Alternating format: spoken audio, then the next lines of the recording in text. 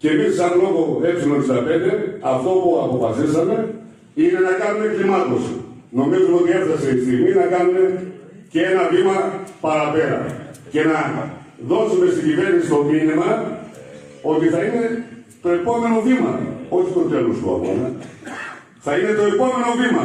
Άρα συμφωνούμε να γίνει γενικότερος αποκλεισμός την Τετάρτη και την Πέμπτη και Πέμπτη Παρασκευή.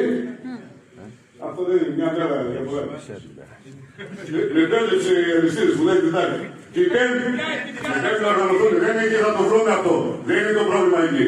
Αλλά εμείς αυτό που αποφασίσαμε σαν λόγο ε65 είναι να μεταφέρουμε και συναδέλφους αγρότες με τρακτέρ και αγροτικά αυτοκίνητα στον κόμπο, στον Πράλο για να κλείσουμε την Ελλάδα στη μέση.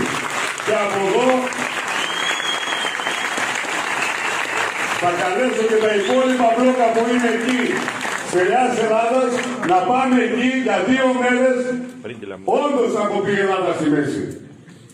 Γιατί είναι ένα κομβικό σημείο, θεωρούμε και πιστεύουμε ότι μέσα από αυτή την κλιμάκωση η κυβέρνηση θα πιεστεί όσο πρέπει για να δώσει λύσεις στα αιτήματά μας. Σας ευχαριστώ, καλό αγώνα.